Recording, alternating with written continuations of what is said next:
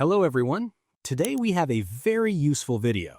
If your Windows 11 screen colors are looking strange, tinted, or completely messed up, you can ruin your entire viewing experience. I will show you exactly how to reset all of your color profiles, calibrations, and graphics drivers back to their factory defaults. Let's get started.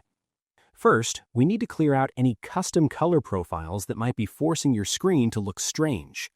Click on your Windows search box, type in Color Management, and hit Enter to open the tool directly, skipping the main Settings app entirely.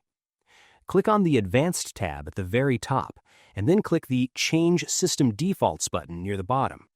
In the new window that pops up, switch to the Advanced tab again, and simply check the box that says Use Windows Display Calibration. Checking this box immediately forces your system to ignore any corrupted third-party color profiles and rely entirely on the standard Windows defaults instead. Next, we will reset the actual display calibration settings in case someone accidentally changed your gamma or brightness levels. Since the newest Windows updates have moved these settings around, the absolute easiest way to find this is to just click your Windows search box again, type in Calibrate Display Color, and hit Enter to open the tool directly.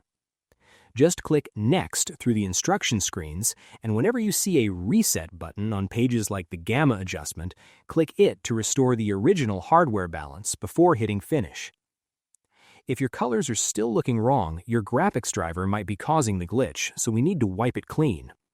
Instead of digging through display properties, just right-click on the Start menu icon on your taskbar and select Device Manager from the quick menu. Click the small arrow next to Display Adapters to expand it and reveal your graphics card.